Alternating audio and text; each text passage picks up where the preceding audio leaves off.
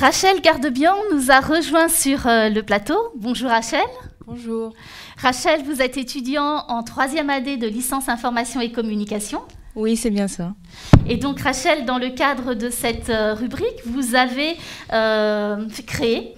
mis en place une vidéo sur la mémoire culturelle de Salazie. Et comment vous est venue cette idée ?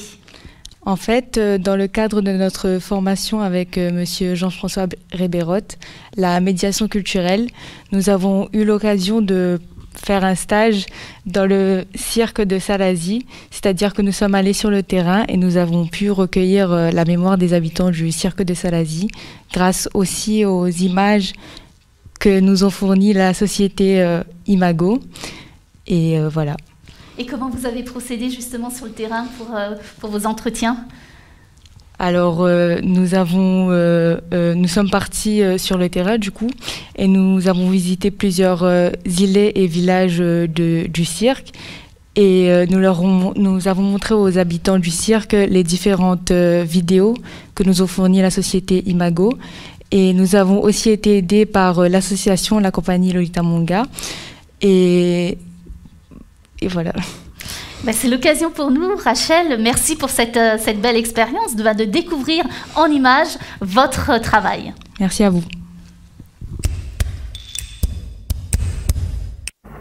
Pour beaucoup, le cochon est aussi une épargne sur pattes, un moyen de se faire un peu d'argent en cas de besoin. Parce que maintenant, il juste la terre tout seul. Il gagne pas assez pour vivre. Alors, il faut faire un peu de cochon, un peu de volaille, un peu de tout. Alors, il ne gagne pas chien, il rattrape chien. Tout vient de lui, les poulets, tout ça. Et où il n'a jamais pensé à faire autre chose que l'élevage. Au Tibet, on avait la boutique. À parler de là où. On travaillait dans la paroisse, on avait la boutique, l'élevage, il fallait et l'élevage, c'est le travail, ça.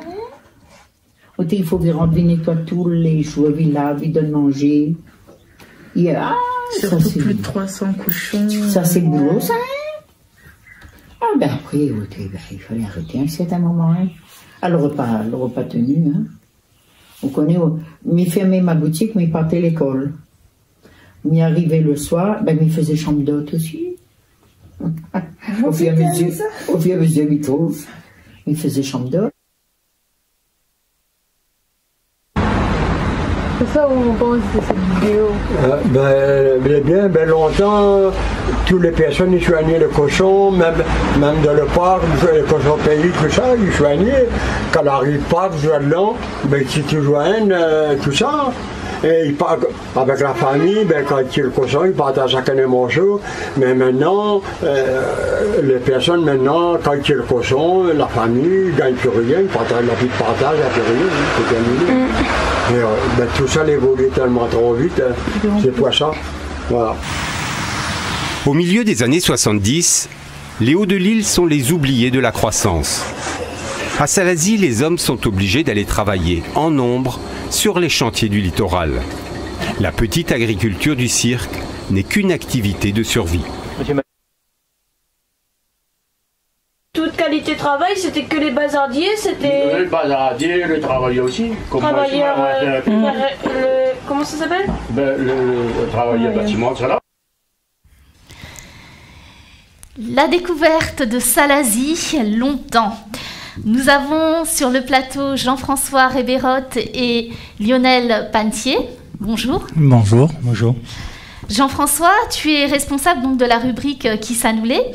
Comment t'es venue cette idée de ce partenariat avec la compagnie Lolita Manga autour de ce projet ? Alors en fait, la ville de Salazie est engagée dans un plan d'interprétation et de valorisation écotouristique. Et dans ce cadre, ils ont lancé un certain nombre d'opérations et ils ont acquis les droits auprès de la société Imago, Rachel nous l'a dit tout à l'heure, pour une vingtaine de vidéos qui retracent des reportages de la vie longtemps, grosso modo, entre 20 ans et 40 ans. Et ils m'ont demandé de réfléchir sur une transposition en termes de médiation culturelle sur ces objets-là. Et j'ai proposé donc aux étudiants avec lesquels j'avais un cours de pouvoir réfléchir à ce genre de choses. Et donc l'idée c'est voilà, du plus loin que je me souvienne, un processus un peu simple. On présente une vidéo à des personnes qui sont résidentes dans le cirque, et à partir de ce regard, on leur demande d'exprimer leurs sensations, leurs émotions, leurs souvenirs, voilà. Et c'est fixé en vidéo. Alors l'idée, c'est de pouvoir faire une nouvelle matière.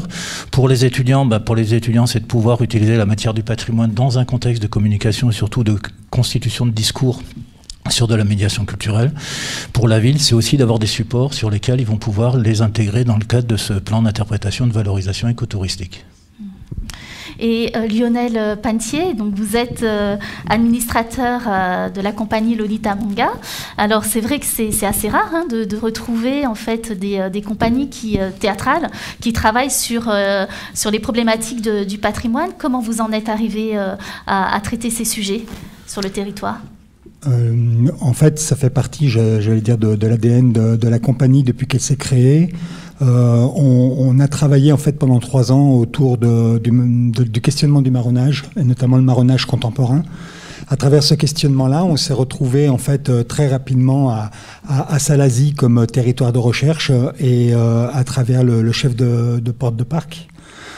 Qui s'occupait notamment du PIV, hein, du programme d'interprétation et de valorisation du patrimoine immatériel.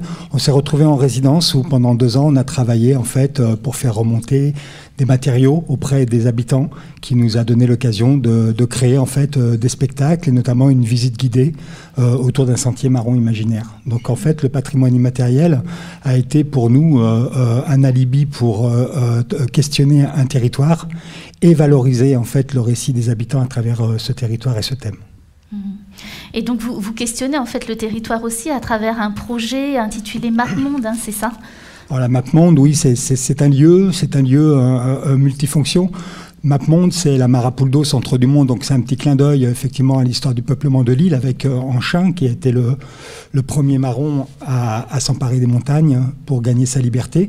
Mais c'est aussi un clin d'œil et surtout un lien assez fort avec l'Institut du Tout-Monde que nous sommes en train de tisser tout doucement, d'Édouard Glissant, donc avec toute la pensée autour de la créolisation, du tremblement au monde et de la pensée archipélique, de la relation à l'autre, et d'en faire en fait, par l'intermédiaire de sa femme Sylvie Glissant, que nous avons accueillie en 2019, d'en faire un lieu de rencontre des cultures avec un grand S, c'est-à-dire de tous les usages et pas seulement des usages culturels. C'est-à-dire que c'est un lieu effectivement qui permet aux habitants de garder les usages qu'ils en ont déjà, et peut-être d'en créer d'autres avec eux à travers le prisme culturel et artistique, puisque c'est notre cœur de métier.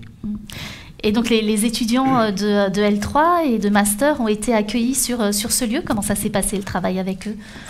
Très bien. Alors j'étais malheureusement en métropole, j'ai pas pu les accompagner personnellement sur ce projet-là, mais nous avons effectivement une structure qui a pu les accueillir, et puis également Nathalie, qui est notre médiatrice, qui fait un énorme travail en fait de contact avec les habitants, qui a pu accompagner effectivement les étudiants.